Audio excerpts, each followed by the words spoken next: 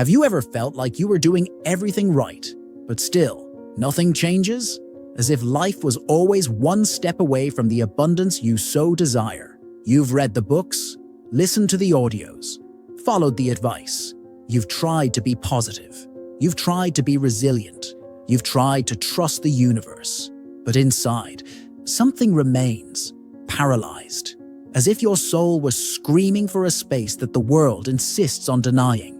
And the frustration, this silent frustration, grows.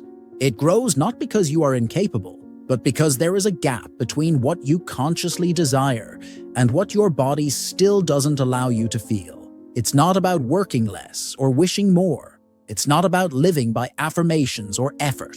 The dilemma is not between action and manifestation. The dilemma is in the disconnection. The dilemma is in the unhealed space between who you are today and who you believe you need to be to deserve it. And that's where everything gets stuck. Because when the conscious mind wants to prosper, but the subconscious still carries the weight of rejection, scarcity, and fear, there is no visualization that will work. There is no technique that will advance. There is only more frustration. Napoleon Hill said that a burning desire is not a vague thought. It is a total emotional commitment to the unseen. But how many times have you desired with your mind and doubted with your body? How many times have you committed to your intention, but remained emotionally stuck in the past? That's where everything breaks down, because the universe does not respond to what you want. It responds to who you are. And as Neville Goddard so aptly reminds us, you do not attract what you want. You attract what you are. Most people try to manifest wealth as if they were looking for a medicine, but wealth is not anesthesia. Wealth is a reflex. It is the consequence of a coherent vibrational field, and no one maintains coherence by trying to emotionally compensate for the emptiness of childhood, the traumas of the past, the unseen wounds. Many want money to prove that they have won, to show that they were enough, so that they never again feel small, rejected, forgotten. But the universe does not respond to attempts at compensation. It responds to the vibration of real, silent, integrated worthiness. It responds to emotional truth. As long as there are unintegrated emotional leaks, every manifestation technique becomes amplified frustration. You try harder and get more disappointed. You focus more and distance yourself more. And you start to think that the problem is you, that maybe the universe has forgotten you, that maybe you are not worthy of experiencing what you so desire. But that is not the truth. The truth is that your frequency still does not allow it. The truth is that your internal system is still in a state of defense. It still lives in the frequency of survival, not creation. And until this is accepted, no mental script, no ritual, no practice will have any power. This video is about that, about crossing the gap between wanting and allowing, not to teach you a magic formula, but to remind you that manifesting is not about memorizing words. It is about incorporating presence. It is about awakening a new identity that already vibrates what you are still seeking. It is about making peace with time, with your body, with the past, with life, and most importantly, with yourself. Let's get started. The invisible mistake of those who visualize wealth while their bodies are still stuck in survival mode. There is a silent scene that repeats itself in the lives of many people. They sit down, close their eyes, take a deep breath, and begin to visualize. They imagine wealth arriving. They imagine freedom, houses, travel, tranquility. They do this sincerely, with hope. But something inside doesn't believe it. Something inside remains hard, tense, contracted. The body doesn't follow the mental scene. The body is still stuck in the language of scarcity, vigilance, protection. And almost no one realizes this. Visualizing wealth with a body in a state of survival is like trying to light a fire with wet wood, no matter how beautiful the image is. No matter how much you concentrate, the fire won't catch, because the foundation is compromised. The nervous system is still on alert. And when the system is on alert, it doesn't allow expansion. It only allows defense. It only allows flight, fight, or freeze. And none of these states are compatible with abundance. The conscious mind may even say, I want to prosper, but the body still screams, I need to survive. And this discrepancy, this incoherence, creates an energetic noise that prevents real manifestation. Because the universe does not respond to the mental scene. It responds to your vibrational signature. And your vibration does not come from the image. It comes from the sum of what you feel, what you believe, what you hold in your body without realizing it. That's why many repeat powerful phrases, make dream boards, follow all the steps in the books, and remain stuck in the same place. Because it's not about the technique, it's about the internal state. It's about the silent language your body transmits when no one is watching. When you close your eyes, it's not just what you visualize that matters. It's what your heart feels while you visualize. It's what your breathing says. It's whether your shoulders are at peace or at war, whether your belly is tight or open, whether your face is tense or surrendered. Manifestation begins in the state of presence, not in the image of the future. And if your presence is still imprisoned by the frequency of fear, haste, and insecurity, that's where healing needs to begin. Not to invalidate your dreams, but to prepare the vibrational soil where they can truly flourish. Because the body is the soil, and no seed grows in soil that doesn't welcome it. So, before trying to visualize riches, look honestly at what your body still carries. Listen deeply to what it hasn't released yet. Because often, it's not a lack of faith that's holding you back. It's the excess of accumulated pain that hasn't yet found a safe space to come out. And until it is welcomed, no mental image will be enough. How the nervous system, in a state of alert, sabotages any intention of abundance. There are battles happening inside you that have no words. They are fought in silence, in the fibers of your muscles, in the rhythm of your breathing, in the involuntary clenching of your jaw, in the acceleration of your heart, even when everything around you seems calm. Your body does not forget. It records everything, every unprocessed scare, every stored fear, every silenced humiliation. And when you start walking in the direction of abundance, it is this body, still in a state of alert, that raises the invisible barriers. The nervous system is the translator of your reality. It defines whether you feel safe to expand or in danger for trying. And while it is in hypervigilance, you may even wish for the best, but you will be vibrating the worst. You will be vibrating urgency, need, tension. And this vibration, even if disguised as focus, does not create prosperity. It creates exhaustion. Most people don't realize that they live in a state of survival. They wake up in defense mode. They make lists, they seek goals, they try to control everything. But inside, they are just trying not to sink. They are always running, but they don't know who or what they are trying to compensate for. They are always producing, but they don't know what they are trying to compensate for. And this constant state of tension takes away the flow of life. Because life does not flow where there is rigidity. Life does not deliver where there is control.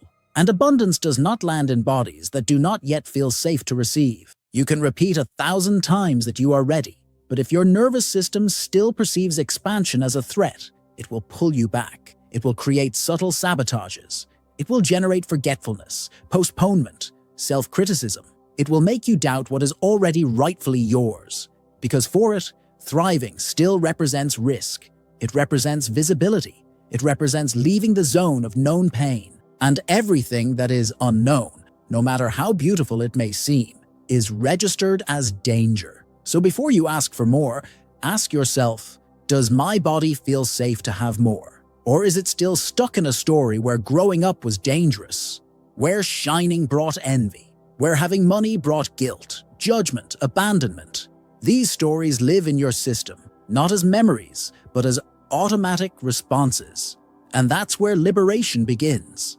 Not by changing your mind, but by calming your body. Not by affirming, but by feeling. Not by fighting fear, but by listening to what it still needs to say. Abundance is not just a state of mind. It is, first and foremost, a nervous state. And if your system is not at peace, it will not allow prosperity to remain. Because where there is an internal war, the external becomes a threat. And where there is a threat, the soul withdraws. True manifestation begins the moment the entire body says, now it is safe to grow. Now it is safe to receive.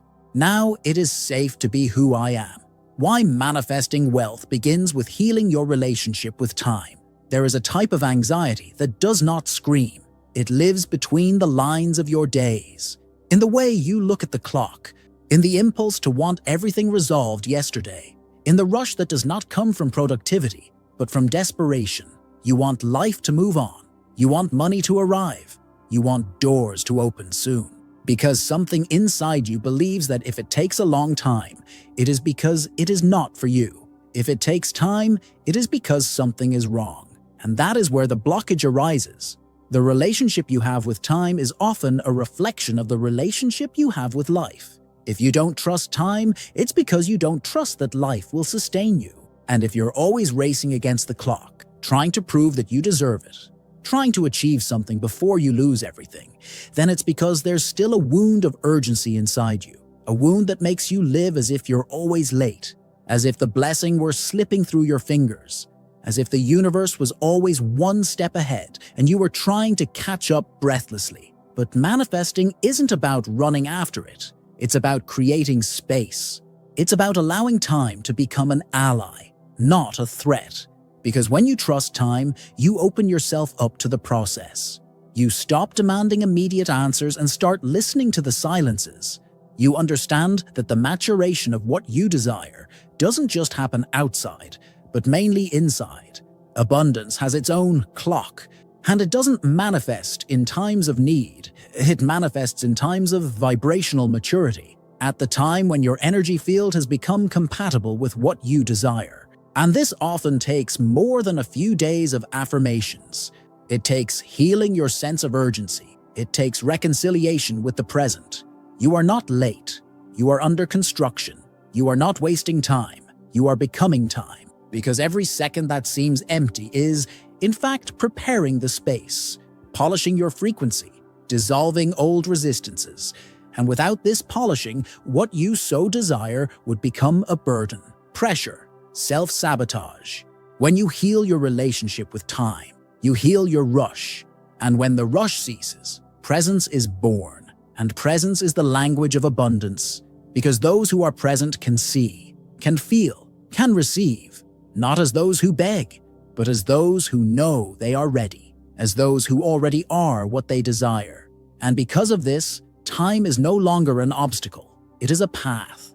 It is an ally. It is a bridge between who you were and who you are allowing yourself to be. Wealth is a consequence of coherence between future intention and emotional presence.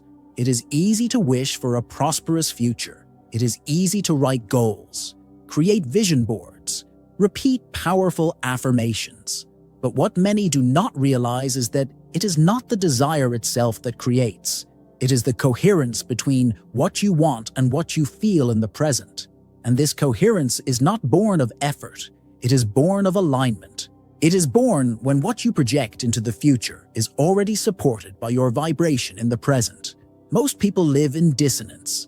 They say they want abundance, but feel scarcity. They talk about freedom, but live trapped in commitments that drain the soul. They dream big dreams, but betray themselves in small choices. And this lack of congruence creates a confusing vibrational field where the universe does not know what to respond, because manifestation is not about shouting intentions. It is about vibrating truths. And your truth, even if unconscious, is what defines your magnetic field. Vibrational coherence is when what you think, feel, and do are all moving in the same direction. When desire is not just a distant idea, but a natural extension of who you are becoming now. When your emotions stop sabotaging your intention and start supporting it. When your inner speech confirms your vision instead of nullifying it. This is why so many manifestations fail, because the person wants one thing but carries another in their emotional field. They say, "I want to prosper," but feel guilty when thinking about money. They say, "I am ready to receive," but still feel small, invisible, unworthy. And the universe, which responds to vibration and not to speech, returns exactly this incoherence. It returns scarcity, not as punishment, but as a reflex. The key is to return to the now, not to give up on the future, but to realign it with your presence, to allow each gesture, each word, each thought to become part of the same frequency, the frequency of I already am, of I already feel, of I am already in motion. Because when your now vibrates at the same frequency as your future desire, manifestation is no longer a matter of luck. It is a matter of time. It is a matter of fluidity. It is a matter of coherent identity. Coherence is the foundation, and without it, every intention collapses into the void. But with it, even the impossible reorganizes itself to meet you, because the universe does not deliver what you ask for. It delivers what you are ready to sustain. And you only sustain what is true now, even if it does not yet have form, even if it has not yet arrived. Coherence is the beginning of the silent miracle, and it is also the space where it remains. How your vibrational signature is defined by stories you have not told. There is a silent layer within every human being that determines what they attract, what they repel, what they sustain, and what they lose. This layer is not visible. It is not in the plans you share, in the words you use, in the results you try to achieve. It is in the stories you have not yet told, in the fragments of the past that were kept, in the pains that you swept under the rug, in the feelings that were never allowed to exist. Each of these unspoken stories lives on. They live in your body, in your automatic reactions, in your silent beliefs, in the decisions you make without realizing it. And more than that, they shape your vibrational signature. They shape the energy field that you emit to the universe. They shape the way you see yourself, and therefore, the way the world perceives you. When you ignore these stories, when you try to build a new life without acknowledging the inner layers that are still wounded, you create an energetic divide. A part of you wants to move forward, but another part remains attached to the past. A part of you wants to prosper, but another is still stuck in the moment when you learned that having money was dangerous, wrong, or impossible. And this division, even if imperceptible, weakens your field. It disorganizes your frequency. It fragments your manifestation. The universe responds to wholeness. It responds to congruence. And if part of you vibrates with unresolved emotional scarcity, that vibration overrides the words you say. Because words are superficial, but frequency is identity. And your energetic identity is not built by your conscious intentions. It is formed by the deep narratives that you carry in silence. Telling these stories is not dramatizing. It is not holding on to the past. It is allowing the trapped energy to circulate again. It is allowing the pain to find a voice and thus stop controlling your life from the unconscious. It is recognizing that your current scarcity may not be laziness, lack of focus, or bad luck. It may just be the reflection of an emotional field full of unseen stories. Every time you ignore a part of yourself, it starts to control your life from the shadows. And no true prosperity can be sustained where there is internal rejection. True manifestation requires wholeness. And wholeness is born from the courage to look within, to listen to what still hurts, to accept what has not yet been said. Because when these stories finally find light, your vibration is reorganized, your field expands, and your energetic signature no longer reflects unhealed traumas, but the healed presence of who you truly are. The energy of money responds more to emotional truth than to conscious desire. Many people say they want money. They talk about prosperity, freedom, abundance. But few are truly available in their entirety to receive it. Because money, contrary to what people think, does not respond only to effort or intention. It responds to emotional coherence.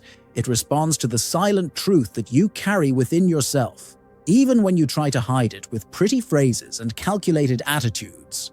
The truth is that most people still associate money with conflicting feelings. They want wealth, but feel guilty. They want freedom, but are afraid of judgment. They visualize a prosperous life, but carry in the deepest layers of their being the idea that they are not worthy. And it is this ambivalence that creates the blockage. Because while the mind says, I want it, the heart says, I can't. While the mouth says, I deserve it, the body still vibrates rejection, scarcity, distrust. Money does not respond to what is on the surface. It does not move in the face of a momentary desire. It is attracted by the authentic vibrational field, by inner clarity, by silent certainty. And this certainty only exists when there is emotional truth, when you no longer need to convince anyone, not even yourself, that you are worthy, when desire ceases to be an attempt to prove yourself and becomes a natural extension of your identity. As long as desire is an escape from pain, a compensation for lack, it will be fragile, it will be unstable, it will be sabotaged by the very field that generated it. But when desire is born from truth, from acceptance, from completeness, it becomes magnetic, because there is no more internal resistance, there is no more hidden tension, there is only congruence. And the universe aligns with that which is congruent. Money is energy, and energy flows where there is permission. But true permission only exists when there is no conflict between what you say you want and how you really feel about it. That is why every deep financial manifestation requires emotional honesty.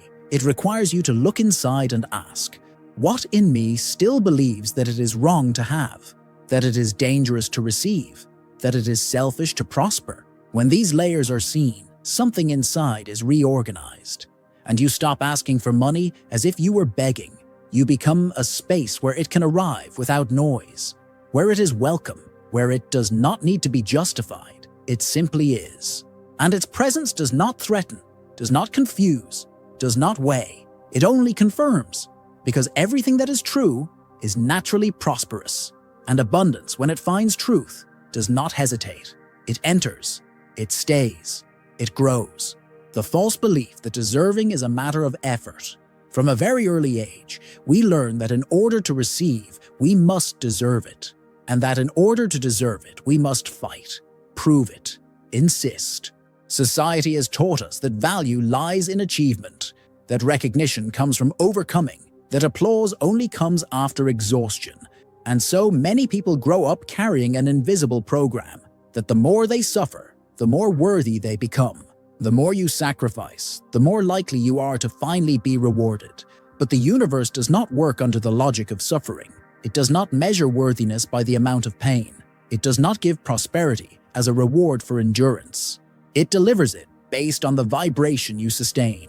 And vibration does not respond to physical effort, but to your internal state, to alignment, to emotional availability, to the energetic coherence between who you are and what you want to receive. The idea that you need to prove yourself to be worthy is a distortion generated by traumas, by experiences in which love was conditional, in which affection came only when you did everything right, in which value was measured by performance and not by essence.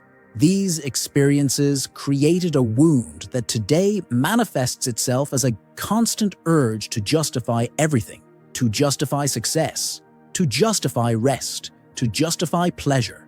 And it is this constant justification that blocks abundance. Because true worthiness is not shouted, it is not demanded, it is silent. It is an internal state of acceptance. It is when you allow yourself to receive without the feeling that you owe something. It's when you understand that thriving doesn't make you less spiritual, less humble, or less worthy of love. It's when you recognize that life wants to flow through you, not be conquered by force. As long as you believe that you need to suffer to deserve, you will create realities where suffering is inevitable, because your vibrational field still associates value with pain. It still believes that what is simple is not legitimate, that what is easy is not trustworthy, that what is easy is suspect. But true abundance does not come from struggle. It comes from permission. It comes from the moment you stop defending yourself from life and start to receive it as someone who remembers that they are already part of it. The universe does not reward you for enduring. It responds to you when you align yourself, when you stop running after it and start walking with it, when you stop being someone in search and become someone in a state of receiving. Because deserving in the energetic field is not justification, it is frequency. And frequency is not proven.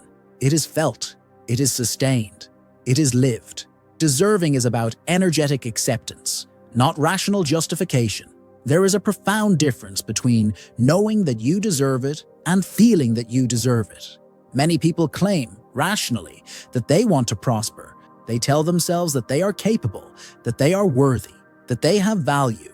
But in the quietest layers of their being, they are still trying to convince something internal. They still carry a subtle feeling of inadequacy, a feeling that, in order to receive, they need to adjust, improve, sacrifice a little more. This type of attempt to deserve something is born from a scarcity mentality, a scarcity of belonging, of affection, of self-recognition, and it creates a paradox. The more you try to rationally justify that you deserve it, the more you reinforce the unconscious idea that you are still not enough. Because true acceptance does not need proof. It is felt. It is silent. It vibrates before you even say anything. Energetic acceptance is when you become an internal space where what you desire is already welcome, where there is no guilt for wanting more, where there is no shame for dreaming big, where there is no fear of being seen shining. It is a state of presence in which the body, mind, and vibrational field no longer argue with what is coming. They no longer create resistance or anxiety. They simply receive and sustain. The rationalization of deservingness, on the other hand, is usually accompanied by tension, by the effort to maintain positivity, by demanding results, by comparing yourself to others. And all of this contaminates the field, because abundance does not respond to logic. It responds to vibration.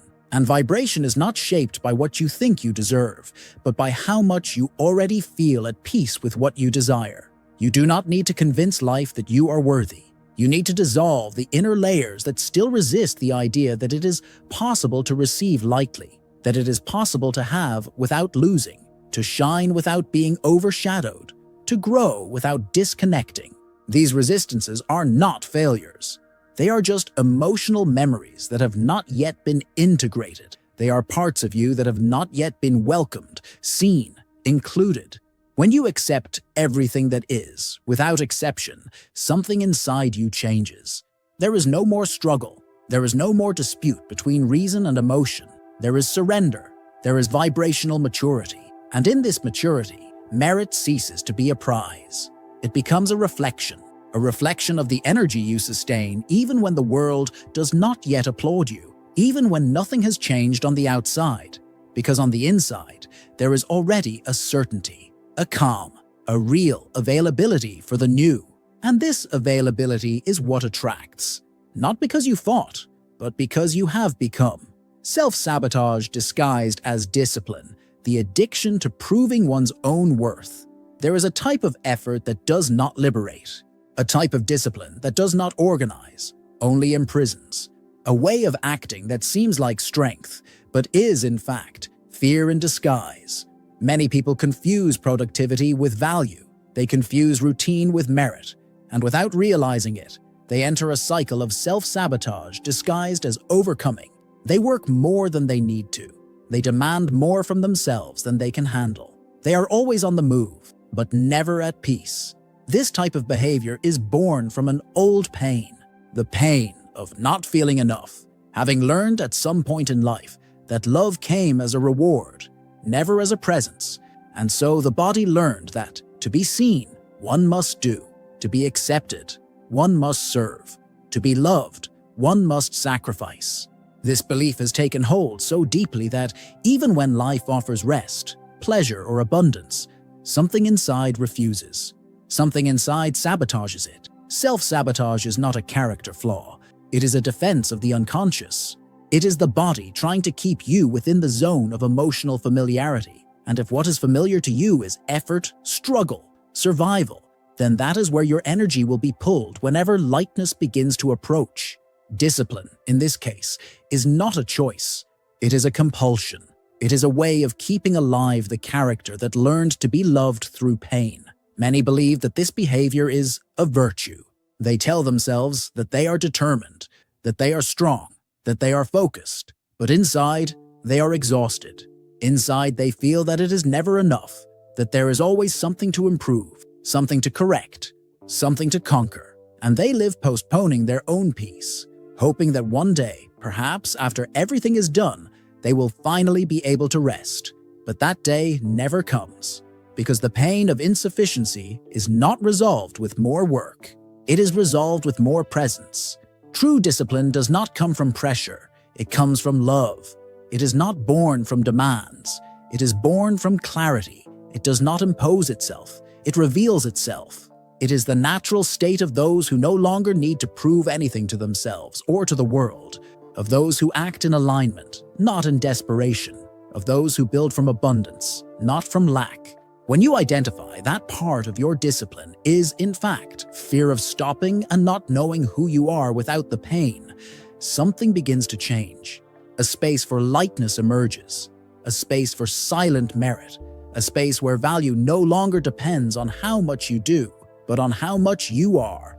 And in this space, manifestation happens not because you forced yourself, but because finally you allowed it.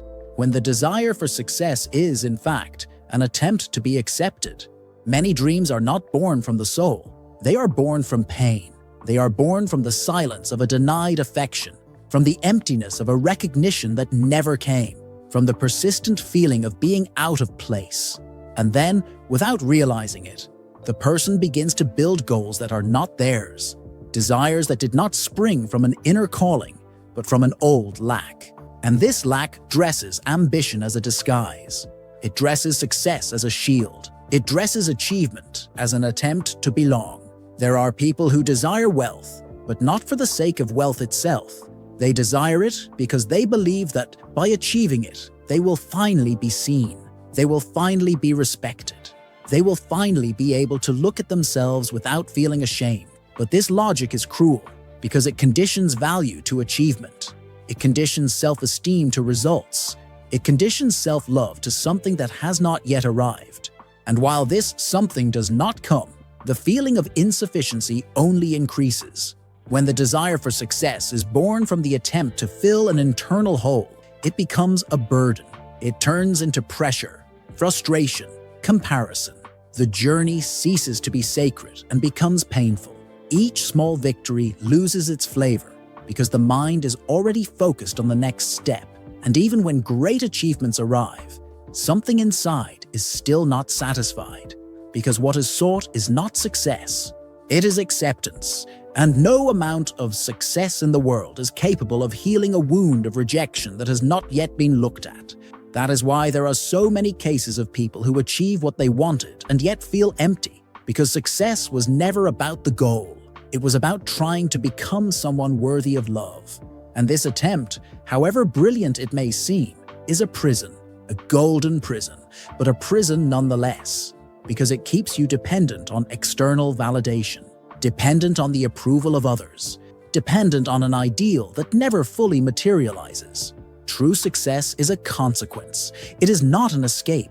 It does not arise to complete you.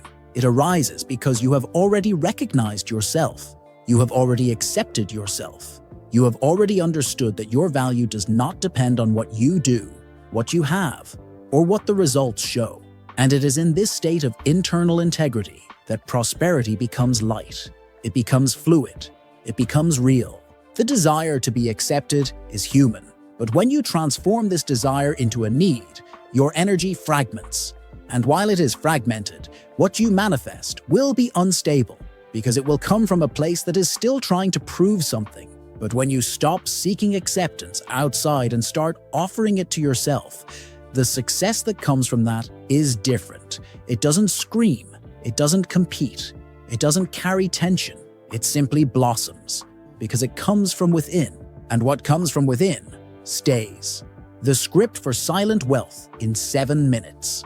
There is an intelligence that operates in silence, a force that does not need shouting, proof, or guarantees. It is the frequency of manifestation that arises from the harmony between deep intention and absolute surrender. Often, what blocks abundance is not the lack of action, but excessive noise, mental noise, emotional noise, energetic noise. And the more internal noise, the harder it is to perceive what is truly aligned with your essence. The script for silent wealth is not a formula. It is a space where your body, mind, and energy meet in a single direction. It is a practice that invites you to stop trying to convince life and start listening to it. It is not about repeating phrases mechanically, but about writing with presence, with connection, with truth, of allowing each written word to be a vibrational mirror of what you are ready to sustain. For 7 minutes, without interruption, you write as if you were already living your prosperous reality, not describing what you want, but who you are. By not focusing on results, but on sensations, you access the frequency of what is already, of what I already feel, of what I already am. And by doing so, your field begins to reorganize itself. Because the subconscious does not distinguish between what is real and what is imagined when the latter is experienced with emotional intensity. In this space of conscious writing, you begin to dissolve old limitations. You begin to reprogram your field. You begin to give new vibrational instructions to your body. And most importantly, you begin to feel that what you desire is already becoming part of your identity. This is the point where manifestation ceases to be an expectation and becomes an extension, where what was a dream becomes language, where what was distant begins to draw near. Silent wealth does not need witnesses. It grows in stillness. It matures in the invisible. It consolidates itself the moment you stop seeking external proof and begin to cultivate internal coherence. And this coherence begins with words that are born from the heart, not the mind, with phrases that vibrate what you allow yourself to live, even if it doesn't yet have a form in the physical world. It's not about magic, it's about tuning between who you are now and who you need to be so that abundance finds a home within you. And when this tuning is achieved, even for a few minutes, reality begins to respond, because it always responds, not to your highest desire, but to your most constant vibration. And that's what changes everything. The silence where certainty is born, the pause where reality begins, the written word where frequency reveals itself, and the invisible, finally, finds passage. Beware of rushing, how anxiety creates a scarce identity. Rushing has a sound. It's the sound of shallow breathing, of racing thoughts, of a heart that beats as if it were always late. Rushing is a reflection of something deeper, the fear that there won't be enough time, the fear that if you don't get it right away, everything will fall apart. But what few realize is that this constant anxiety doesn't just wear out the body and confuse the mind. It shapes an identity, the identity of someone who's never ready, of someone who's not yet enough, of someone who, even when doing everything, feels like they are missing out. Anxiety is not just a mental state, it is a vibration, and this vibration communicates a silent message to the universe. I don't trust. I don't trust time. I don't trust life. I don't trust myself. And this lack of trust contaminates everything, because behind urgency, there is scarcity, a scarcity of presence, a scarcity of patience, a scarcity of faith. And where there is scarcity, there is no room to receive. There is only room to fight. Many believe that speed brings results, but speed, when born of desperation, only generates repetition. It generates fatigue. It generates frustration. Manifestation does not respond to the speed of the mind. It responds to the stability of the heart, to the constancy of vibration, to the maturity of those who can sustain the silence between desire and fulfillment, of those who can wait without giving up, from someone who understands that the invisible also has its germination time. The scarce identity is built on small habits, in the way you react to delay, in the way you compare yourself to others, in the way you interpret each obstacle as a threat rather than as an invitation to depth. And it is this identity that needs to be dissolved, not through effort, but through presence, because presence cures haste. Presence reconciles you with the now, and the now is the only place where abundance can flourish. Anxiety is the energy of the not yet. Presence is the energy of the already. And manifesting wealth requires this change of frequency. It requires that you stop living in constant expectation and begin to inhabit the certainty that everything is on its way, not by chance, but by coherence, not by luck, but by attunement. When you calm the urgency, the universe breathes with you. And in this calm space, your vibration stops crying out for help and begins to sing the melody of confidence. And where there is confidence, abundance does not hesitate. It enters, because finally there is space. And what has space flourishes. The forgotten factor, your bioenergetic coherence. There are manifestations that do not occur, not due to lack of desire, nor lack of action, but due to lack of bioenergetic coherence. This is when the mind affirms one thing, but the body vibrates another. When the mouth says, "I trust," but the heart still beats with distrust. When the internal discourse is positive, but the physiology is still stuck in the pattern of doubt, fear, and withdrawal. This misalignment, even subtle, is captured by the vibrational field as noise. And where there is noise, the flow is interrupted. Bioenergetic coherence is the state in which your energy, your emotion, and your biology are on the same frequency. This is when what you think, feel, and emanate are in harmony. There is no effort. There is no contradiction. There is a living, unified presence that emits a clear, stable, powerful frequency. And this clarity is irresistible to the quantum field because it signals readiness. It signals vibrational maturity. It signals that you have already become what you wish to attract. When your body is incoherent, it becomes a field of resistance, a field that oscillates, a field that asks but repels, that declares abundance but vibrates lack. That speaks of expansion but lives in contraction. And this oscillation is not judged by the universe. It is merely registered, and registered as instability, as a lack of energetic solidity. And what is unstable does not sustain the manifestation, because the universe delivers what you are ready to maintain, not just what you can imagine. Bioenergy is more than chemistry. It is language, a silent language that reveals your truth before you are even aware of it. It is in the way you breathe when you talk about money, in the way your body behaves when you think about receiving, in the posture you assume when imagining yourself being prosperous. Everything communicates, everything vibrates, everything informs the field. For a manifestation to happen consistently, it is not enough to have a strong intention. You need to have a coherent field. And this coherence begins in the body. It starts with listening to yourself. It starts with the willingness to notice the points where there is still rigidity, where there is still fear, where there is still doubt, because each point of tension is a point of disconnection, and each point of disconnection is a point where abundance still cannot enter. When you reestablish harmony between what you desire and what you sustain, everything changes. Your field becomes a magnet, not because of the desire itself, but because of the coherence it carries.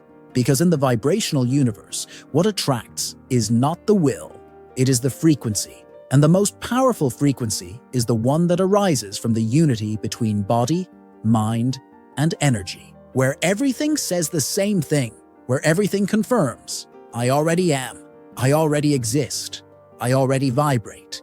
And when this vibration is real, the invisible finds form and remains. Why most people fail when they try to repeat affirmations without an integrated identity. There comes a time when words become walls, when you repeat them hoping that, on their own, they will transform the world.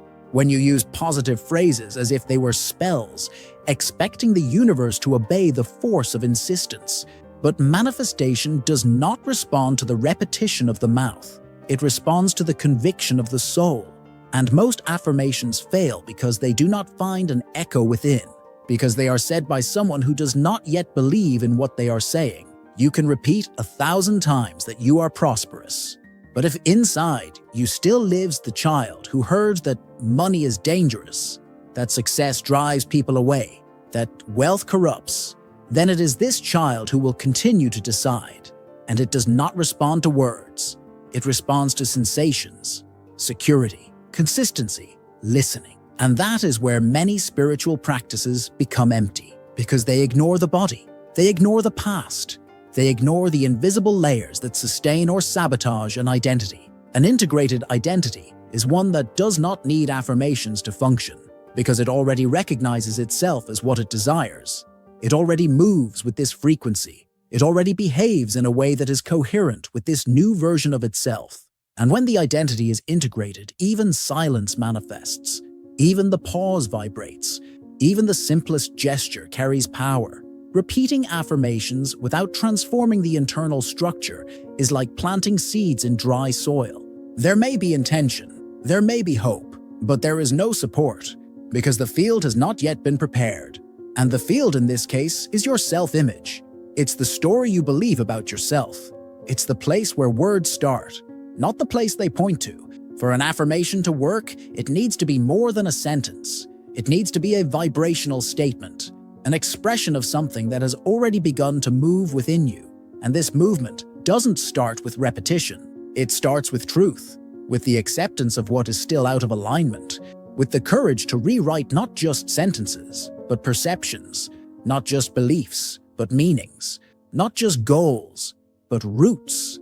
Manifesting is less about convincing and more about becoming, less about repeating and more about living. And when your life begins to reflect what you say, then words stop being tools and become witnesses, because there is nothing left to prove. There is only what to sustain. And sustaining is what makes everything flourish, even in silence, even without words, because identity already vibrates, and everything that vibrates with clarity attracts with precision. Reprogramming begins where you least expect it, your silent language. The way you speak to others reveals little. The way you speak to yourself reveals everything. And more than the words you say out loud, it is the language you carry in silence that shapes your reality. The conversation you have with the mirror, the tone you use to address yourself when you make a mistake, the way you respond internally to compliments, opportunities, and challenges. All of this forms the vibrational basis of your life. All of this communicates to the universe how available you really are to receive what you ask for. Silent language is a direct reflection of your internal state, and it has a frequency, an energy, a weight, or a lightness that often goes unnoticed. You may say that you trust the flow of life, but inside, you are constantly telling yourself that it is too late, that it is too difficult, that you were not born for this. You may declare that you are ready to prosper, but inside, you still carry the voice that says, "It is not for me. This will never work. It will end soon." These unspoken phrases are like invisible codes. They instruct your energy field, dictate your vibrational pattern, and consequently inform the universe about what is allowed to remain and what will be rejected. Often, it is not the world that denies your requests. It is your own internal language that sabotages them, because it is still programmed by old experiences, by stories that have not been reviewed, by traumas that still control your reactions. Reprogramming begins at this point. At the point where you realize that there is no point in changing what you say. If you continue to feel the same as you always did, that there is no point in memorizing new phrases, if the background vibration continues to be full of doubt, fear, and judgment. Change begins when you become aware of the tone you carry when thinking about yourself, when you begin to replace rigor with compassion, rigidity with curiosity, internal attack with loving listening.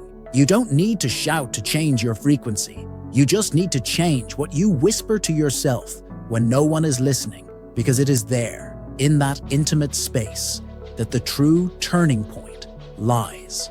When your silent language becomes a space of acceptance and truth, your vibration naturally rises. And in this new vibration, what once seemed distant begins to draw closer, not through effort, but through resonance. Because you're no longer your own enemy. You are no longer a saboteur of your own path. You have become a fertile field, a safe home for the abundance that is on its way. And that now has a place to land. The myth of the positive mindset that prevents your prosperity. There is a type of positivity that, instead of healing, hurts. Instead of expanding, it imprisons. It is the positivity that denies pain, that silences doubts, that tries to skip steps in the inner process. A mindset that believes that all you need to do is smile, repeat beautiful phrases, and ignore what still hurts for everything to be resolved. But this is not the positivity that transforms. This is the positivity that masks. That prevents the true encounter with one's own essence. That prevents the integration of what is real. When you force an optimistic vision without first recognizing what is misaligned, you create a chasm between what you feel and what you express. And this chasm generates noise. It generates vibrational incoherence. It generates a field where the universe finds no clarity. Because there is no clarity when you say everything is fine, while your body trembles with fear. There is no clarity when you say, I am grateful, while your heart beats with guilt, anger, or frustration. Abundance does not require emotional perfection. It requires truth. It requires wholeness. It requires courage to look at the places where there is still shadow and not run away, because it is in the light thrown over the shadows that transformation happens. It is when you stop pretending that everything is fine and start accepting, with presence, everything that still requires care. Prosperity is not a path that is always illuminated. It is an honest path, and honesty includes moments of falling, doubt, and fatigue. A positive mindset that denies emotional depth is not a spiritual tool. It is a defense mechanism, a mechanism that often traps you in a cycle of silent guilt, because deep down, you feel like you are failing. You feel like you cannot sustain optimism all the time. You feel that by having negative thoughts, you are blocking your manifestation. But this is not true. What blocks you is not the negative emotion. It is the judgment about it. It is the effort to hide it. It is the disconnection that arises from denial. True positivity is that which arises after acceptance. That arises when you welcome your pain with such presence that it stops controlling your life. When you allow yourself to feel what it is without defining yourself by it. When you understand that being positive does not mean ignoring reality. It is looking at it with spiritual maturity. It is trusting that even pain has a purpose, that even falling teaches, that even silence communicates. It is in this space of maturity that true prosperity is born, because only an integral vibrational field sustains lasting wealth. And integrity is not the absence of shadow. It is light enough to include everything. It is a heart big enough to remain open, even when it rains, even when it hurts, even when nothing has arrived yet. And that is precisely why what arrives remains, because it finds within you a place where life as it is can be lived, without masks, without rushing, without denial, only truth.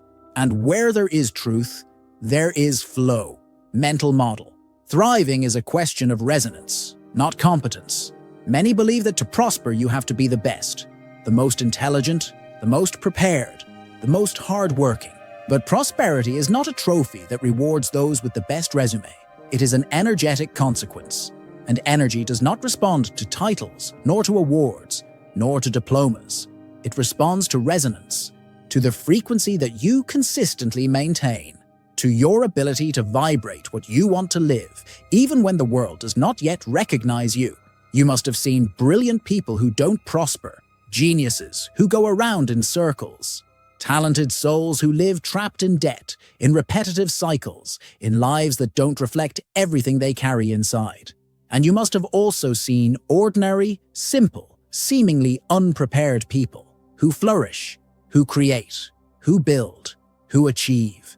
What sets them apart is not their talent, it's their vibration. It's the silent permission they give themselves. It's the inner place from which they move. Prospering is, above all, being in resonance with what you desire. And this resonance is not learned from books. It is cultivated in presence, in the way you treat yourself, in the quality of your choices, in the type of dialogue you maintain with yourself. You may be extremely competent, but if you carry within you a frequency of scarcity, fear, unworthiness, this will be the dominant information in your field, and the universe, coherent as it is, will respond to this. It is not about ignoring preparation, study, dedication, but about understanding that none of these replace vibration, that no curriculum can compensate for a misaligned energy field, that no goal can be sustained without a compatible vibrational identity. Prosperity does not require genius. It requires truth. And the truth is that many still wait for recognition to come from outside. before allowing themselves to live what they desire within.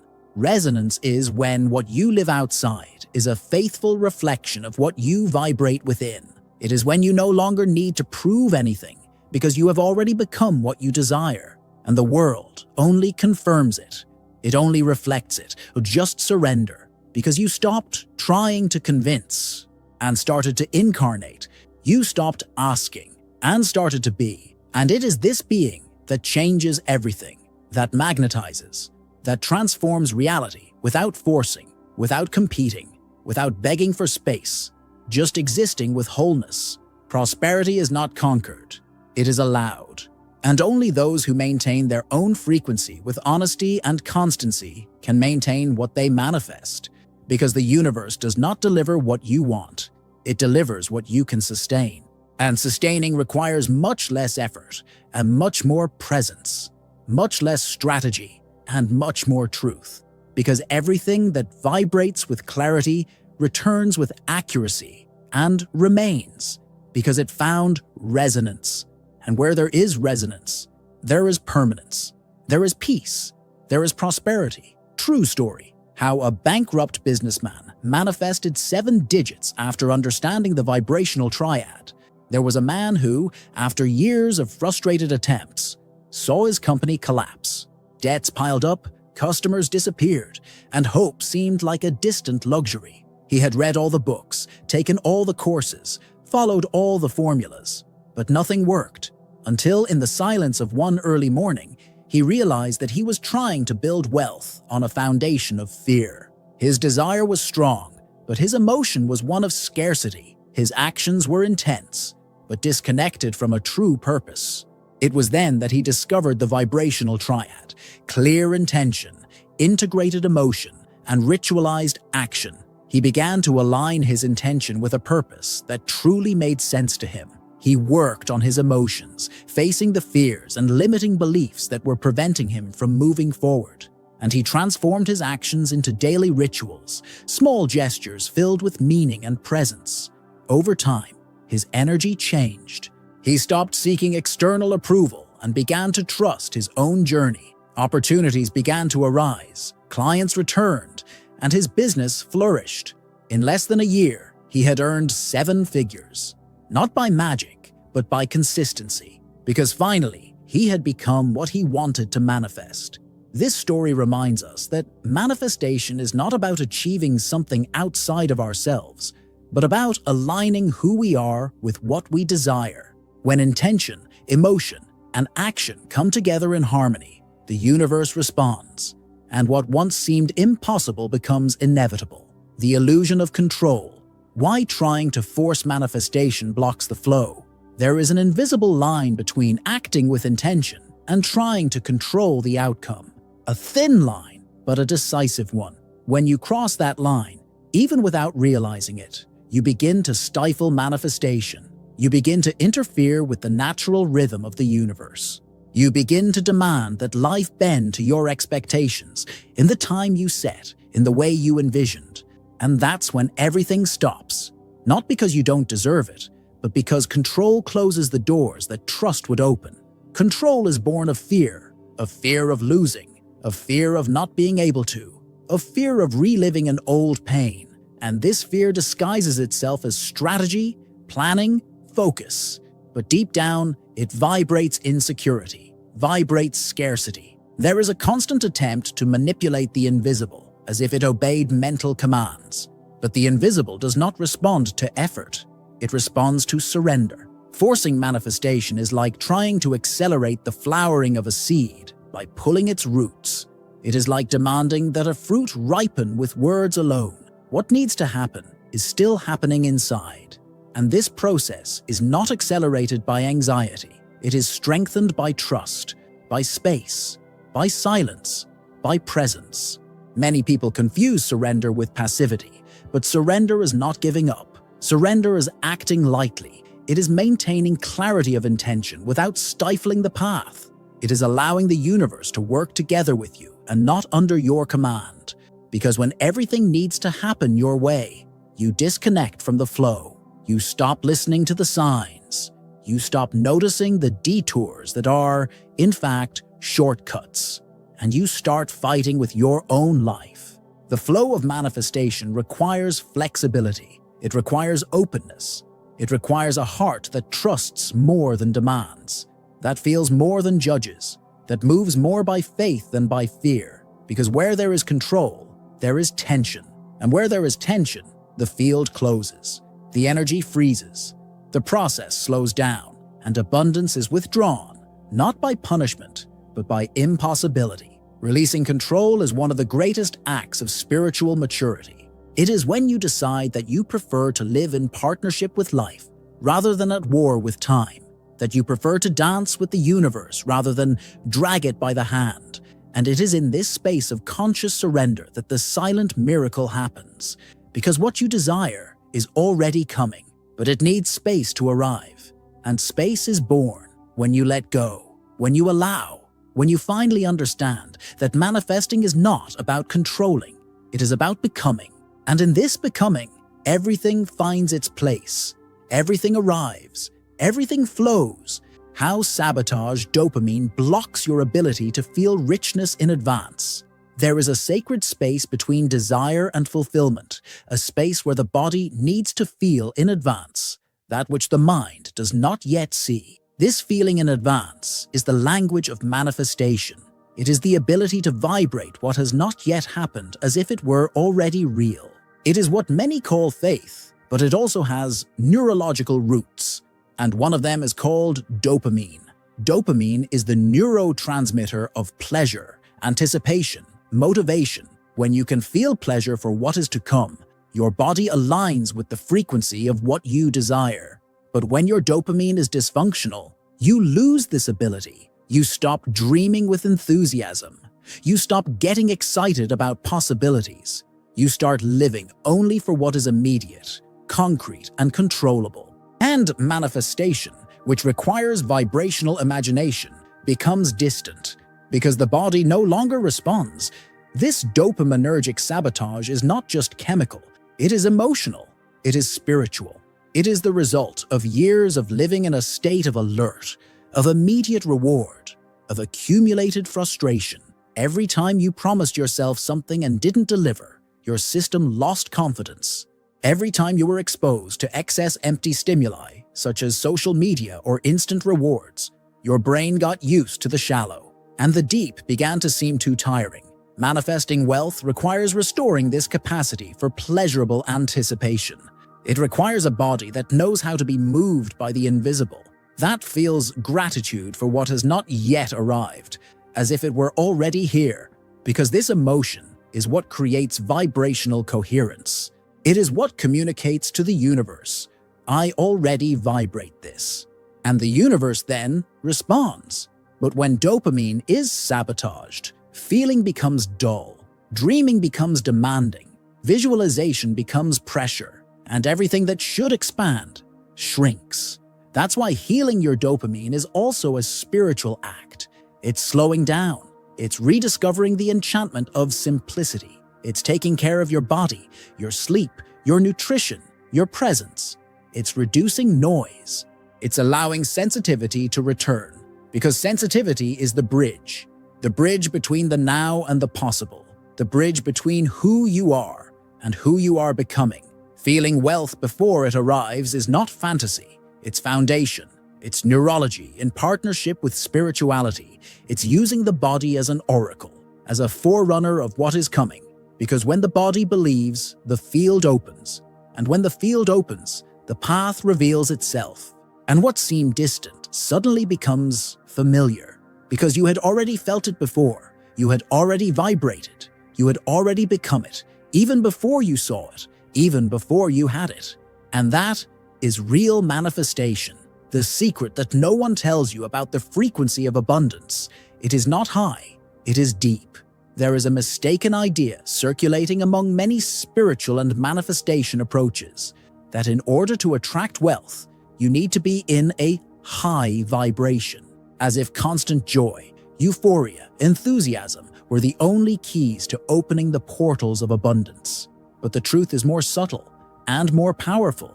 The frequency of abundance is not a high vibration in the sense of agitation. It is a deep vibration in the sense of stability.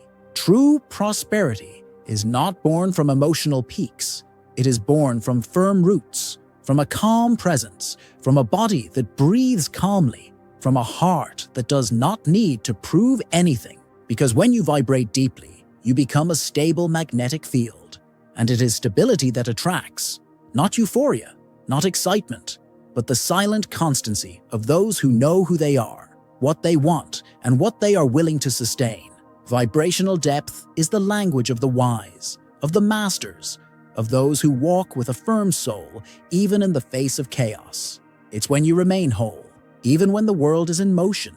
It's when you can stay connected to your truth, without getting lost in the need for immediate results, because you don't vibrate out of reaction. You vibrate out of choice, out of awareness, out of alignment. Vibrating deeply is different from vibrating high. It's less about emotional intensity and more about spiritual rooting.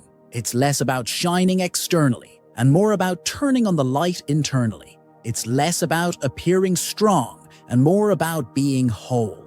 Because the universe doesn't respond to momentary intensity, it responds to sustained frequency. And sustained frequency only exists where there is depth. So stop trying to appear vibrationally high and start cultivating authentic vibrational presence. Stop seeking euphoria. Start seeking silence. Stop chasing the extraordinary. Start diving into the essential, because it's there, in the simple, the calm, the profound, that abundance lands, that it recognizes a fertile field, a safe home, a space where it can remain. Depth is what sustains everything. It doesn't impress, but it transforms. It doesn't explode, but it takes root. It doesn't promise, but it delivers.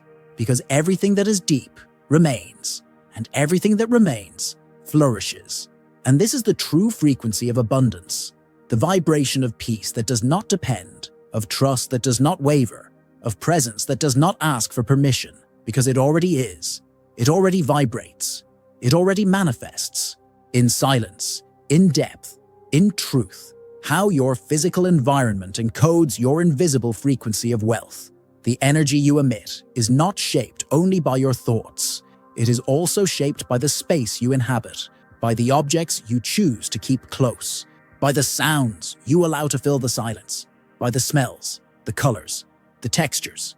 Everything around you vibrates, everything communicates, everything educates your energy field in a subtle but profound way. Your physical environment is not neutral. It is a vibrational mirror. It reveals where your attention is. It reveals how you feel about yourself. It reveals the level of worthiness you allow. It is not about luxury, exaggerated aesthetics, or unbridled consumption. It's about coherence, about care, about presence, about intention applied to the little things. When you live in an environment that is full of disorder, neglect, and accumulation of the past, this scenario reinforces an internal narrative that it's not the right time yet, that you need to wait, that you're not yet worthy of living what you want. And this narrative infiltrates your vibrational field because you get used to it, and what becomes a habit becomes an identity. Creating an environment that sustains the vibration of prosperity is creating a vibrational sanctuary. It is choosing every detail with intention, not to impress anyone, but to inform your subconscious that you are ready, that you care, that you know how to take care of the energy you want to attract. Because what you take care of expands, and what you ignore stagnates. Vibrational architecture is the construction of a space that reflects your desired internal state. It is using the external to reinforce the internal. It is transforming your home, your office, your routine into allies of manifestation, into channels through which abundance can flow without obstacles, without noise, without blockages. The space in which you live is the stage where your vibration presents itself. And if this stage is in dissonance with what you want to experience, there will always be a silent conflict, an energetic friction that sabotages, even if you are doing everything right on the surface, because the body feels it. The field records it. The universe responds. Aligning your environment is aligning your message. It is declaring, without words, that you are in tune with what you want to receive. And this silent declaration, when true, is powerful because everything around you begins to conspire in your favor. Everything becomes part of the same melody, the melody of abundance that arrives and recognizes in your space a faithful reflection of who you are becoming. And for this reason, it stays. And for this reason, it flourishes. Because financial scarcity is, above all, a relational disorder with receiving. Scarcity does not begin in the bank account. It begins in the body, in the place where, long ago, you learned that receiving was dangerous, that accepting help was weakness, that being supported was synonymous with debt.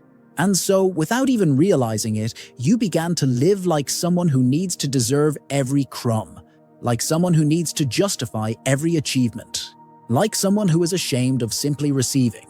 This blockage is not rational. It is energetic.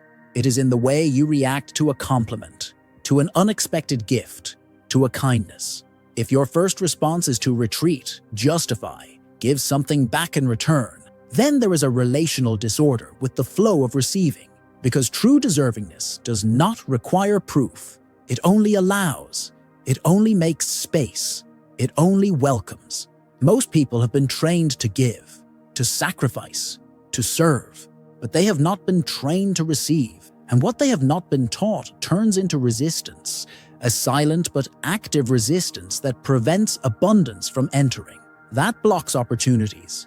That turns every attempt at growth into exhaustion. Receiving requires vulnerability. It requires surrender. It requires the courage to open yourself to the flow without protecting yourself. It requires a body that knows how to remain open even when you feel like you have no control. And this is frightening for those who have spent their entire lives associating value with effort, love with pain, security with control. But as long as this disorder exists, life will continue trying to teach you. It will continue creating situations where you need to let go, where you need to trust, where you need to accept help. Because only when you learn to receive without guilt, without debt, without justification, do you begin to allow true abundance to flow. Money, prosperity, blessings, all of these respond to your willingness to receive, not to your resume, not to your struggle, not to your justification. And this willingness begins deep within, in the simple act of accepting something with an open heart, of saying yes, of smiling and welcoming, of allowing the universe to surprise you. Financial scarcity is often just the reflection of a heart that has not yet learned to open, of a vibrational field that still feels indebted to life. And until this invisible debt is dissolved, no amount will be enough. Because it's not about how much you have, it's about how much you allow, how much you hold, how much you believe you can simply receive, without pain, without guilt, without fear, just by being who you are, just by existing. And that, in itself, is enough. It's already worthy. It's already sacred. 3-step technique: reconnecting your personal value vibration with financial decisions. Every financial choice you make carries a vibrational signature, even when it seems like a simple gesture, a purchase, a refusal, an investment. There is a reflection of how you perceive yourself. And often, it is not the money itself that is out of alignment. It is the personal value vibration that precedes it, because no one can consistently manifest something that they do not believe they deserve in depth. Reconnecting your personal value to your financial decisions is a practice that begins within. It does not require major external changes. It requires awareness. It requires presence. It requires listening. 3 internal movements that may seem small, but that, together, rebuild your relationship with money, and even more, with your own identity. The first step is to notice. Before making any decision, observe what emotion is driving your gesture. Is it fear, guilt, need, or is it freedom, trust, integrity? This perception opens a portal, because only what is seen can be transformed. And often, the simple act of noticing already dissolves an unconscious programming that has controlled your choices for years. The second step is to name. Name the energy you want to activate in that decision. I choose to move from confidence. I choose to vibrate worthiness by investing in this. I choose to tune into lightness. Naming is directing. It is communicating to the field what you want to sustain.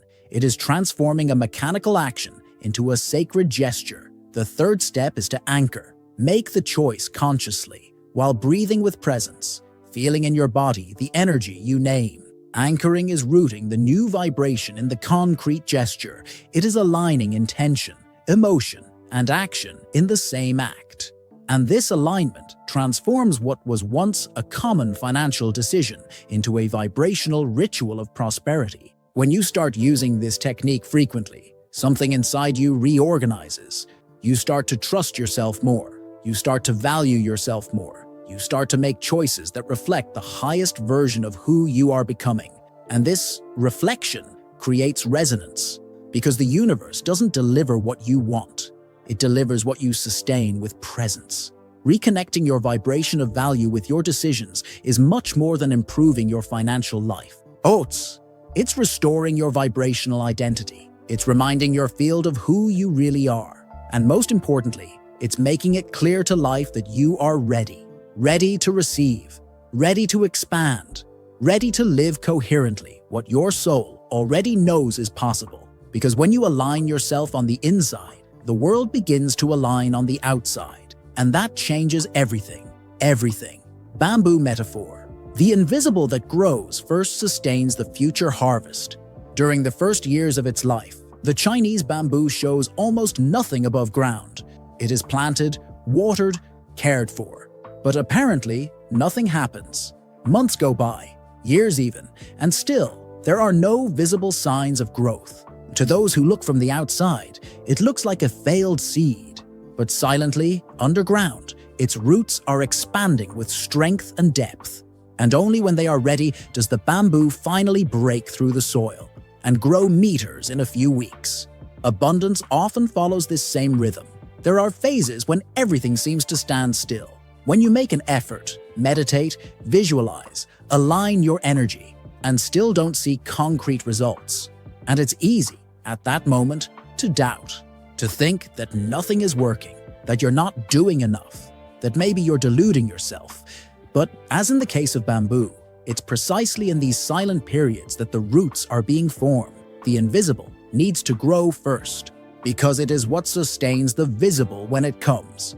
A rapid manifestation, but without internal structure, cannot sustain itself. It collapses over time, with the weight, with the demands.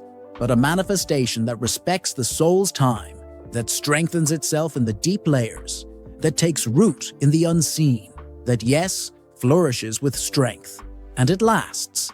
Every gesture of vibrational care, every choice made with awareness, every moment of presence, all of this is feeding its roots, even if you don't see it, even if the world doesn't recognize it yet, because the universe works on the invisible first, and only then allows reality to adjust, because it's not about speed, it's about coherence. Bamboo teaches us about trust, about vibrational patience, about the value of time that seems empty but is full of process. It reminds us that delay is not rejection, it is maturation. It is the space needed for life to build within you, the capacity to receive without getting lost, to grow without falling, to flourish without disconnecting from your essence. There are times when all you need is to keep watering your vibration, even without signs, even without proof.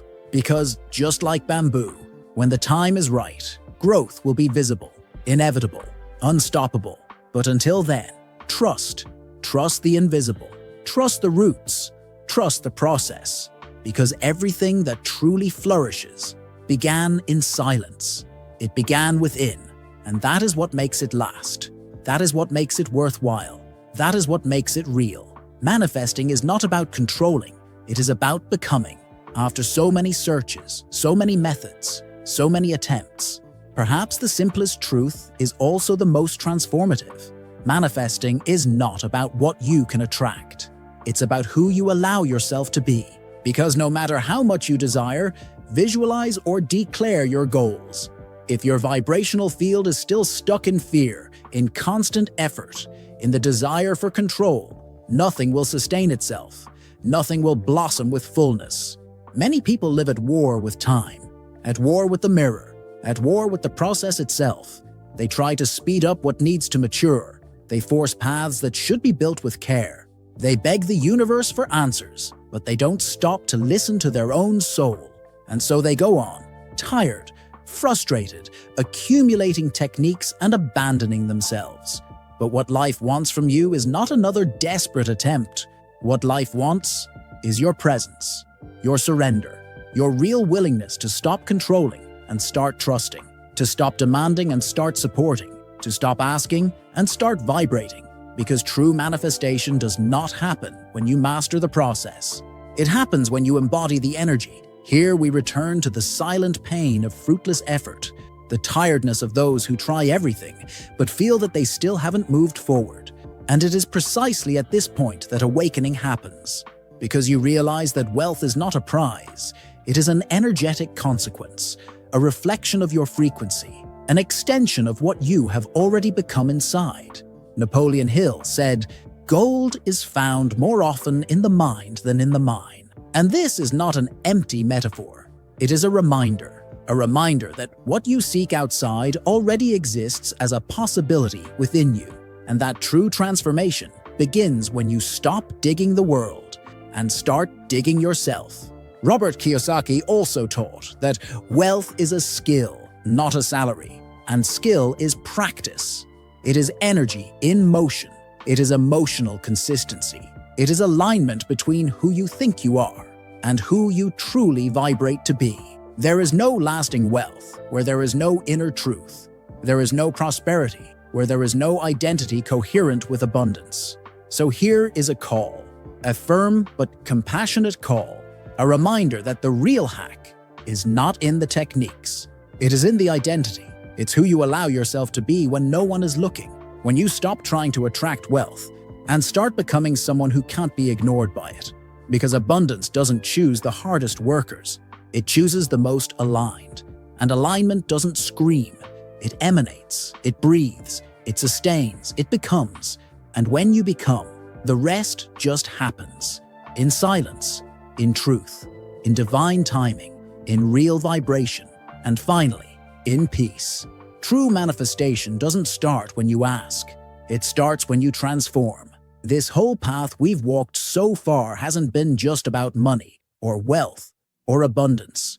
It's been about you, about everything that lives inside you in silence, about all the versions of you that were waiting for permission, for a voice, for liberation. And now, perhaps, something in you already knows.